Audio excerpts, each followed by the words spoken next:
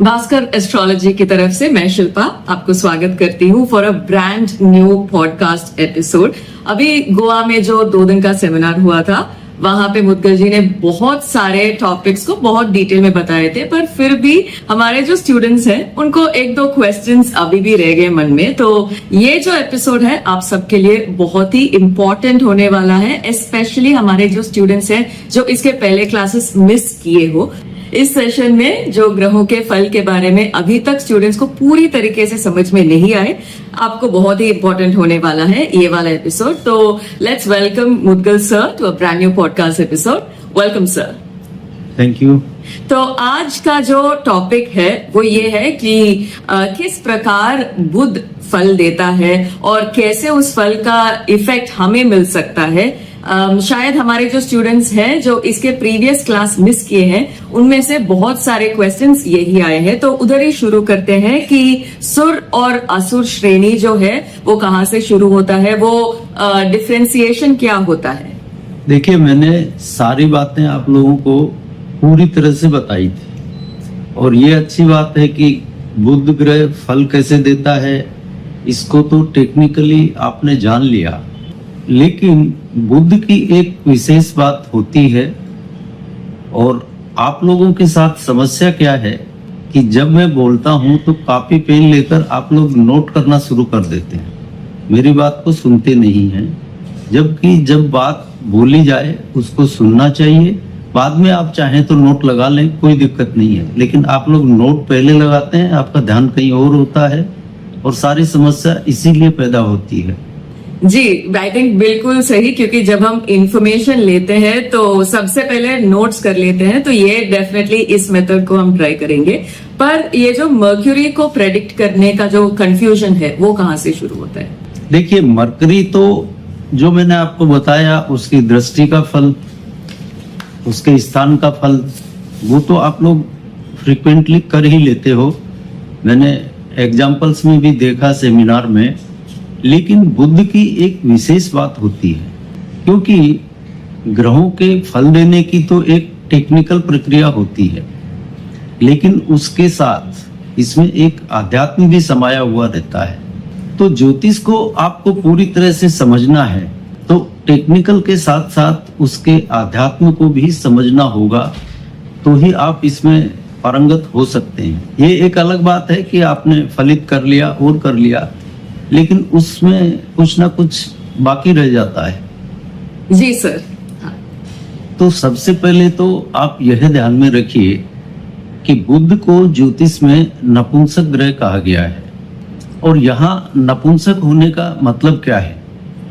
मतलब कि बुध का अपना कोई स्वभाव नहीं होता, या यह भी कह सकते हैं कि इसकी अपनी कोई मर्जी नहीं होती। यानी बुध ग्रह अपनी मर्जी से फल नहीं दे सकता है।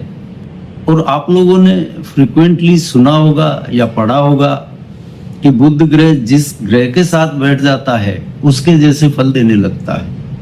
जी सर, एक्चुअली वहीं पे आई थिंक बहुत सारे स्टूडेंट्स के जो कंफ्यूजन है वहीं से शुरू होता है, क्योंकि जो अपनी मर्जी से फल नहीं दे रहा तो वो अपने दिशाओं और अंतर दिशाओं में वो वाला फल हमें कैसे मिल सकता है। आई थिंक मर्क्यूरी के प्रेडिक्शंस को लेके यही है सबसे बड़ा क्वेश्चन। देखिए, मैंने पहले कई बार जिक्र किया है कि सभी ग्रहों को सुर या असुर यानी देव या राक्षस, इन 2 श्रेणियों में विभाजित किया जा सकता है और किया भी जाता है। लेकिन बुध के साथ ऐसा नहीं है, क्योंकि इसीलिए हम कहते हैं कि बुध नपुंसक ग्रह है, उसका कोई स्वभाव नहीं है। इसलिए बुध में सबसे बड़ी खामी यही है कि उसका अपना कोई स्वभाव नहीं है और उसको आप किसी श्रेणी में विभक्त नहीं कर सकते। तो ये जो सुर असुर का जो श्रेणी है या देव राक्षस, इसके बारे में थोड़ा और डिटेल में बता सकते हो आप? चलिए इसको और सिंपल कर लेते हैं। जैसे ज्योतिष में कुछ ग्रहों को शुभ माना गया है, कुछ को अशुभ माना गया है। जैसे शुक्र, बृहस्पति इनको शुभ मानते हैं, मंगल, राहु, केतु इनको अशुभ मानते हैं। तो आप सिंपल रूप से शुभ ग्रहों को देव श्रेणी का मान लीजिए और अशुभ ग्रहों को असुर श्रेणी का मान लीजिए। Okay sir, understood. अब बुध को समझने में सबसे बड़ी समस्या यहाँ पैदा हो जाती है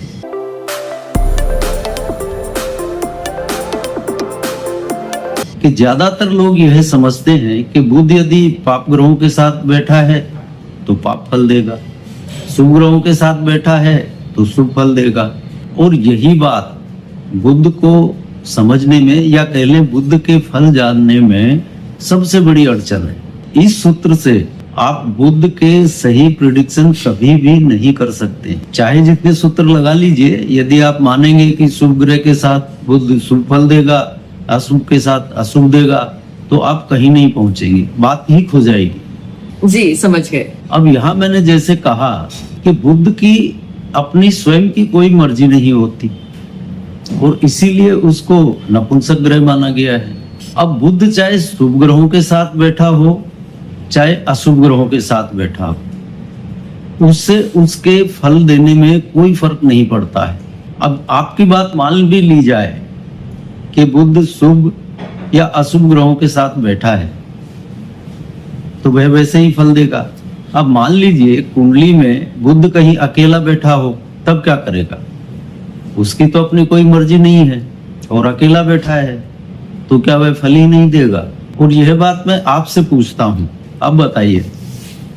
एक्चुअली ये तो बहुत ही इम्पोर्टेंट एंगल है सोचने के लिए, पर शायद हमने कभी ऐसे सोचा ही नहीं है, तो इसको थोड़ा सा और डिटेल में एक्सप्लेन कीजिए प्लीज। तो यहाँ पर एक बात तो आप पक्की समझ लीजिए और यह सिद्ध भी हो जाता है कि बुध चाहे अच्छे ग्रहों के साथ बैठा हो, बुरे के साथ बैठा हो, उसके फल देने में कोई दिक्कत नहीं आती है, चाहे अकेला ही क्यों ना बैठा हो। इनफैक्ट बुध को ठीक से समझने के लिए बुध को आप सुर या असुर यानी किसी भी श्रेणी में विभाजित नहीं कर सकते। इसके साथ सबसे बड़ी समस्या यही है, क्योंकि यह नपुंसक है, इसकी अपनी कोई मर्जी नहीं है, तो इसको आप कहाँ ले जाओगे? देवता बनाओगे या राक्षस बनाओगे? ये कहीं भी विभाजित नहीं हो सकता। और इसीलिए मोस्टली एस्ट्रोलॉजर लोग बोलते हैं कि बुध इज वेरी मच नोटोरियस। उसका कारण यही है कि बुध को ठीक से समझ नहीं पाते हैं। तो यहाँ पर बुध को आपको भाव स्थिति के अनुसार सुर या असुर श्रेणी में रखना पड़ेगा। आप परमानेंटली बुध को सुर की श्रेणी में नहीं रख सकते और परमानेंटली असुर की श्रेणी में नहीं रख सकते। ये इसकी भाव स्थिति के अनुसार ही उसको दायित्व मिलता है। सबसे मुख्य बात बुध को समझने में यही है।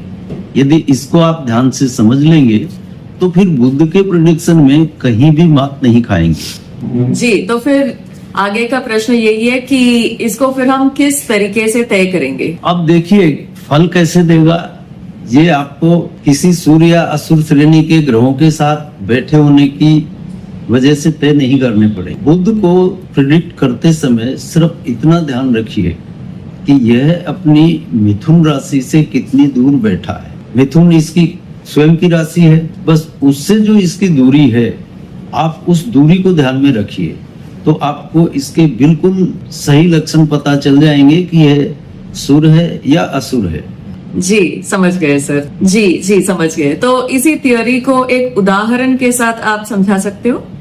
अब उदाहरण के लिए आप मान लीजिए कि मिथुन राशि से यह बुध पंचम भाव की दूरी पर बैठा है, तो आप मान के चलिए कि यह आपको सूर्य की तरफ ले जाएगा।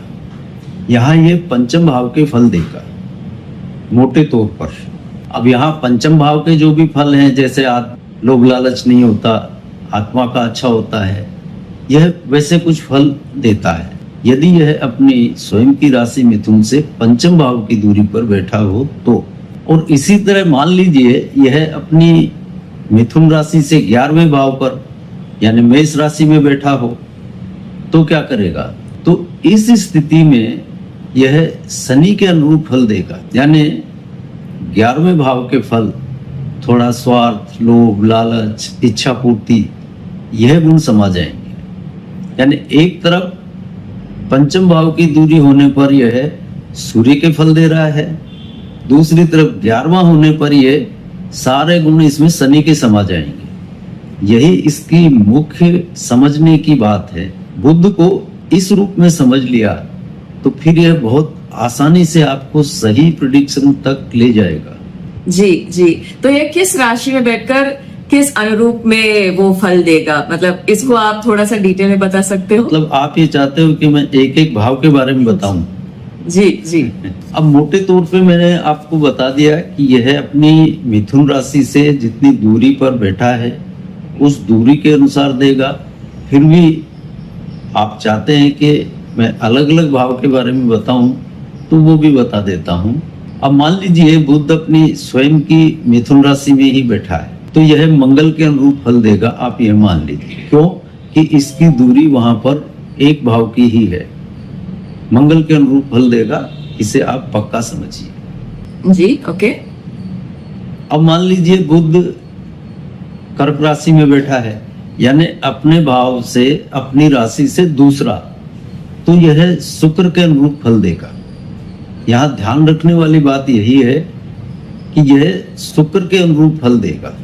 अब मान लीजिए यह सिंह राशि में बैठा है तो यह हो गया अपने भाव से तीसरा, तो यह बुध के अनुरूप फल देगा।